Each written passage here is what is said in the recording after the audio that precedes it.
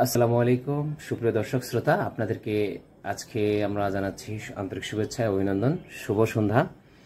আজকে আমরা আলোচনা করব সূরা কাহাফের মূল বিষয়বস্তু। এর পূর্বে আমরা আলোচনা করেছি নামকরণ, নাজিলের কারণ, বৈশিষ্ট্য এবং আয়াত রুকু সম্পর্কে। আজকে মূল বিষয়বস্তুর মধ্যে পাঁচটি বিষয় আছে। এই পাঁচটি বিষয়ে সংক্ষিপ্ত আকারে আমাদের সামনে আলোচনা করবেন। আমাদের সামনে আজকে আলোচনার জন্য যোগ দিয়েছেন আমার প্রিয় ছাত্র আফফান সরকার সদ্য। আফফান সরকার সদ্যকে অনেক অনেক ধন্যবাদ এবং সালাম জানাচ্ছি। আসসালামু আলাইকুম। আফফান, কেমন আছো তুমি? ভালো আছি।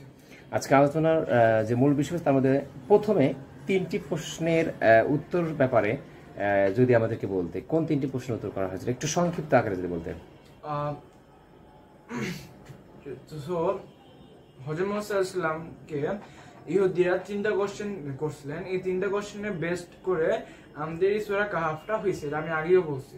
সো তিনটা কোশ্চেন আমি আবার রিপিট করতেছি। তিনটা কোশ্চেন ছিল যে কি বলে কাহাফের আসাবুল কাহাফে কয়জন যুবক গিয়েছিল এবং ওই যুবকরা কেন গিয়েছিল আসাবুল কাহাফে। সেকেন্ডটা ছিল কোন মানুষ পৃথিবীর সব দিক গিয়েছেন এবং সব দিক ভ্রমণ করেছেন, ওনার ব্যাপারে যা জানেন আপনি ওটা বলেন। আর লাস্ট কোশ্চেন ছিল রুহু ব্যাপারে বলেন। হ্যাঁ, তাহলে আমরা এই তিনটা প্রশ্নে আমরা পেয়েছি মূল বক্তব্যের মধ্যে। তবে আমরা আগে জেনেছি তিনটা প্রশ্নের ব্যাখ্যা সহ আমরা জেনেছি। তো মুসা এবং খিজির আলাইহিস সালামের প্রসঙ্গে, মুসা আলাইহিস সালাম খিজিরের সঙ্গে কি এমন হয়েছিল যদি সংক্ষিপ্ত আকারে বলতে। এখন এই কাহিনীটা অনেক বড়, যদি সংক্ষিপ্ত ভাবে বলি তাহলে অনেক কিছু মিস হয়ে যেতে পারে। আর আপনাদের যদি কিছু মনে হয় যেটা ভুল বলতেছি, আপনি প্লিজ ফাইন্ড আউট করে জানাতে পারেন। সো এখন এই কাহিনীটা শুরু হয়, মুসা আলাইহিস সালাম একটা কনফারেন্সে ছিলেন। কনফারেন্সে একজন মানুষ ওনাকে কোশ্চেন করলেন যে এই পৃথিবীতে সবচেয়ে বুদ্ধিমান কি, আপনি ছাড়া কেউ আছেন?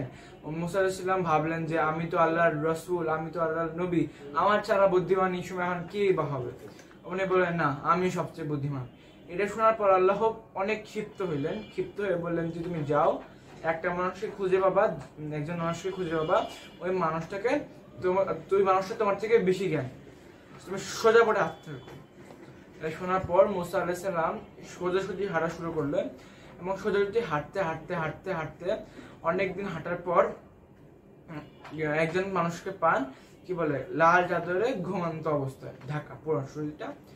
তখন উনি ওই মানুষটাকে জাগৃত করে জিজ্ঞেস করলেন আপনি কে? তারপরে ওই মানুষটা বলেন আমি তো খিজির আলাইহিস সালাম, আমি আল্লাহর একজন নবী। জি। সো এখন এই ঘটনাটা হওয়ার পর মুসা আলাইহিস সালাম এবং খিজির আলাইহিস সালাম রাস্তা দিয়ে হাঁটা শুরু করলেন। সো রাস্তায় হাঁটতে হাঁটতে হাঁটতে মুসা আলাইহিস সালাম খিজির আলাইহিস সালামকে বলেন, খিজির আলাইহিস সালাম, আল্লাহ বলছে যে আপনাকে উনি অনেক জ্ঞান দান করছেন, যে জ্ঞান আমাকেও উনি দান করেননি। এখন আপনি যে জ্ঞানটা পাইছেন ওইটা জ্ঞান কি আপনি শেয়ার করবেন? ওই জ্ঞান কি আপনি আমাকেও জানাবেন? খিজির আলাইহিস সালাম বললেন কেন না, তুমি আমার সাথে চলতে থাকো, কিন্তু খালি একটা শর্তের মধ্যে, তুমি কোনো কোশ্চেন জিজ্ঞেস করতে পারো না। এখন পর তিনটে অস্বাভাবিক ঘটনা ঘটে যাওয়ার পর, আর তিনটে অস্বাভাবিক ঘটনাতে মুসা আলাইহিস সালাম ভুলবশত কোশ্চেন করে ফেলেন। এই কোশ্চেন করার জন্য কি বলে মুসা আলাইহিস সালাম বলছেন যে কেন এই অস্বাভাবিক ঘটনা ঘটছে আর কি জন্য ঘটছে। এই তিনটি ঘটনা কি কি ছিল যদি শর্ট আকারে বলতে। এই তিনটি ঘটনা ছিল, একটি নৌকা ছিদ্র করে ফেলছিলেন, আর আরেকটা ইয়ং যুবক বাচ্চার মাথা কেটে ফেলেছিলেন, আরেকটা ছিল একটি ভাঙা দেয়াল উনি ঠিক করে ফেলেছিলেন বিনামূল্যে। তারপর কি ঘটলো খিজিরের সাথে মুসা আলাইহিস সালাম? তখন খিজির আলাইহিস সালাম বললেন যে এখন খিজির আলাইহিস সালাম যদি তিনটে প্রশ্ন হয়ে গেছে, এখন খিজির আলাইহিস সালাম বললেন তুমি এখন চলে যাও, তুমি তো তিনবার ভুল করে ফেলছো, তোমার আমাদের ডিল শেষ, তুমি এখন চলে যাও, তুমি আমাদের সাথে থাকার যোগ্য নও।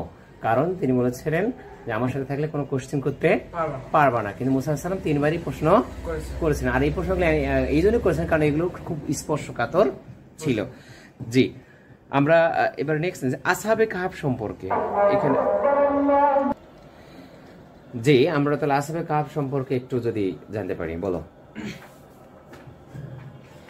আমরা যেহেতু জানি কাফেররা মুহাম্মদ সাল্লাল্লাহু আলাইহি ওয়াসাল্লামকে তিনটা কোশ্চেন ছুড়ে দিছিল।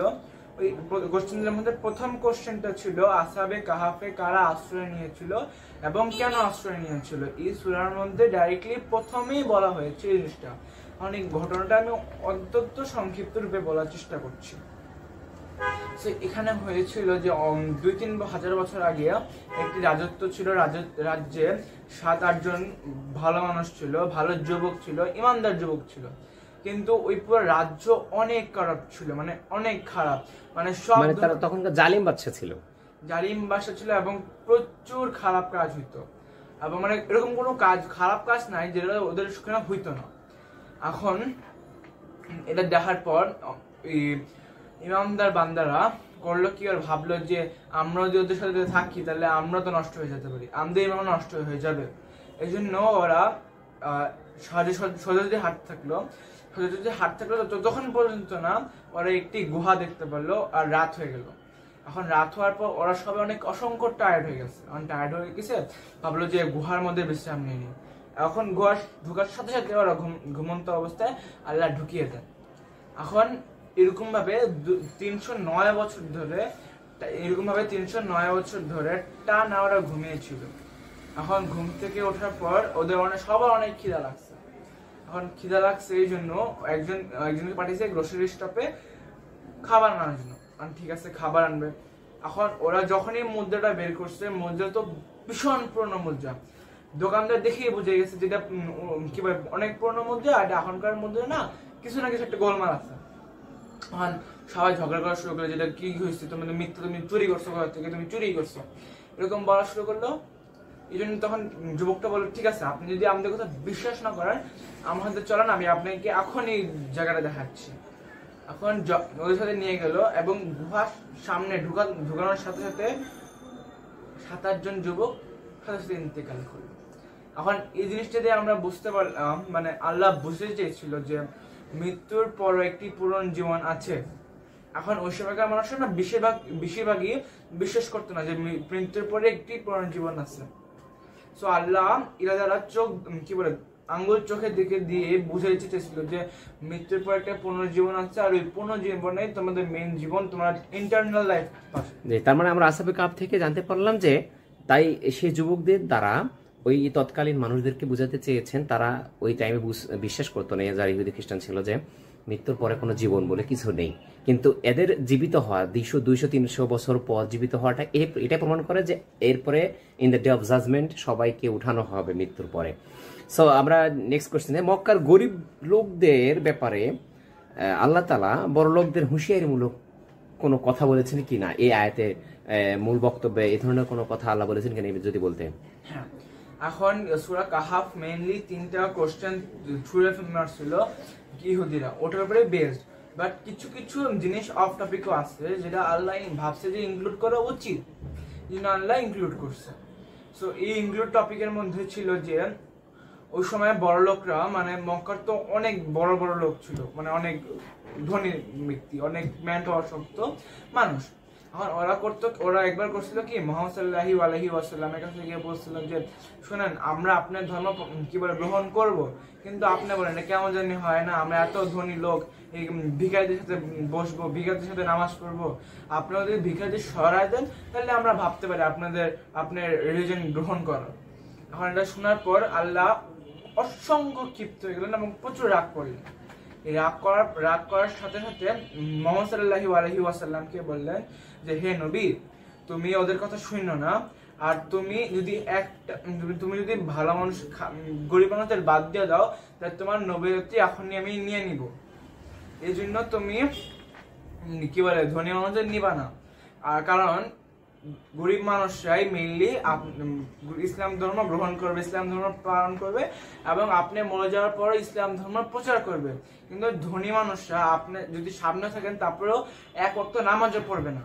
জি আফফান, আমরা বুঝতে পারলাম যে তৎকালীন সময়ে গরিবদেরকে নির্যাতন করা, নিষ্পেষণ করা হতো, আর বড় লোকরা তা একটা বৈষম্য সৃষ্টি করেছিল। তারা বলেছিল যে তারা যদি আসে আমরা যাব না, কিন্তু আল্লাহ তাআলা গরিবদেরকে প্রায়োরিটি বেশি দিয়েছিলেন, বলেছিলেন যে ধনীরা অপেক্ষা গরিবরা অনেকটা ইসলামের পক্ষে থাকতে তারা তোমাকে জীবন পর্যন্ত দিবে। জি, আমরা অনেকটাই শেষের দিকে আসছি। আমরা জানতে চাই জুলকারনাইন ব্যাপারে যদি সংক্ষিপ্তভাবে কিছু বলতে, জুলকারনাইন কেমন ছিলেন, কে ছিলেন তার ব্যাপারে।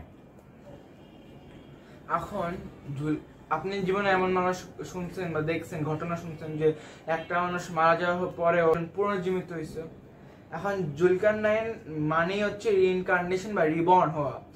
এখন জুলকারনাইন ওনার নাম পড়ছে কারণ কি ইহুদিরা ওনাকে এমন ভাবে মারছিল যে ওনার কপালে আঘাত করতে করতে ওনাকে মেরে ফেলছিলেন। আর যেহেতু উনি আল্লাহ অনেক প্রিয় একজন বান্দা ছিলেন, এই জন্য আল্লাহ ওনাকে রিবর্ন করছিলেন, রিইনকার্নেশন দিয়েছিলেন, যাতে উনি এই জন্য ওনার নাম পড়েছিল জুলকারনাইন। আর এমনিতে জুলকারনাইন একজন আল্লাহর অনেক ভালো নেক বান্দা, আল্লাহ ওনাকে অনেক পছন্দ করতেন এবং জুলকারনাইন ওনাকে নিজের পুরো বুক থেকে ভালোবাসতেন। তিনি কি নবী বা রাসূল, ফেরেশতা কোনো কিছু? উনি না নবী ছিলেন না রাসূল ছিলেন, উনি একজন আল্লাহর অনেক ভালো বান্দা ছিলেন এবং অনেক সৎ বান্দা। তার পাওয়ার অ্যাবিলিটি কেমন ছিল?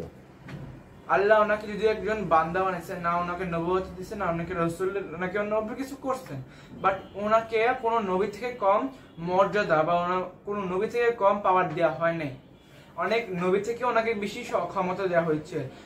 ওনাকে আল্লাহ ক্ষমতা দিয়েছে পুরো বিশ্ব শাসন করার এবং একদিক থেকে অন্যদিকে ছুটে যাওয়া। ওনাকে আল্লাহ একটি ক্ষমতা দিয়েছিলেন যে মেঘ কন্ট্রোল করার ক্ষমতা দিয়েছিলেন।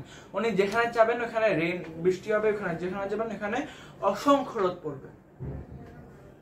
এবং তাকে বাদশাহিত্ব দান করেছিলেন। আমরা একদম শেষ পর্যায়ে এসেছি। আফফান, লাস্ট প্রশ্ন যেটা হচ্ছে, আমরা জুলকারনাইনের ব্যাপারে জানিয়ে গেছি, কিন্তু একটু যদি ইয়াজুজ এবং মাজুজ যেহেতু রিলেটেড আছে এই সূরার সাথে এবং জুলকারনাইন এদের সঙ্গে সাক্ষাৎ হয়েছিল, ইয়াজুজ মাজুজের ব্যাপারে যদি সংক্ষিপ্ত ভাবে 2-4 লাইনে কিছু বলতেন। ইয়াজুজ মাজুজ কারা? এখন ইয়াজুজ মাজুজ আমাদের মতনই মানুষ, বাট ওরা অনেক আনসিভিলাইজ। যেরকম আমরা অনেক সিভিলাইজ মানুষ, আমরা আশেপাশে থাকি, আমরা মানুষের সাথে সিভিলাইজেশন বাস করি, বাট ওরা কোনো সিভিলাইজেশনে বাস করতো না। ওরা ইভেন কাপড় পর্যন্ত পরতো না। মানে যদি ঝড় হইতো ওরা খালি গায়ে জ্বরে থাকতো। তাদের বাসা বাড়ি এগুলো ছিল? ওদের কোনো বাসা বাড়ি ছিল না। ওরাই এক ধরনের বাসা। মানে ওদের উপরে রোদ পড়বে, ওদের উপরে বৃষ্টি পড়বে, ওদের উপরে বরফ পড়বে। মানে ওরাই আবার রাতের চাঁদের আলো তাদের উপরে পড়বে। এখন জাতি হিসাবে কেমন তারা ছিল? ওরা জাতি হিসাবে অনেক খারাপ জাতি ছিল। ওরা ইচ্ছা মতো লুটপাট এবং খুন মারামারি করত। এই জন্য যখন জুলকারনাইন ওনার দুনিয়া ভ্রমণের সময় জুলকারনাইন এলাকায় যায়, এলাকাবাসীরা বলেন যে শুনেন হে জুলকারনাইন, আপনি যদি একটা প্রাচীর তৈরি করে দিতে পারেন আমরা অনেক খুশি হব। জুলকারনাইনরা আমাদের অনেক অত্যাচার করে, অনেক মারে এবং অনেক লুটপাট করে। আপনাকে কিছু টাকা দিয়ে। এরা সংখ্যায় কেমন ছিল? ওরা সংখ্যায় বিশাল ছিল এবং আল্লাহ তাআলা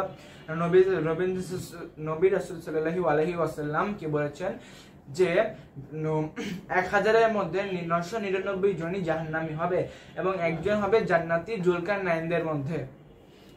আচ্ছা, তার মানে আমরা জানতে পারলাম ইয়াজুজ মাজুজ একটা অত্যাচারী, বর্বর এবং খুব লুটতরাজ একটা জাতি ছিল। আচ্ছা, তাদের শেষ পরিণতি কি হবে যদি একটু বলতে? শেষ পরিণতি আল্লাহ বলেছেন যে কিয়ামতের সময় ইয়াজুজ মাজুজকে আবার রিলিজ করবে।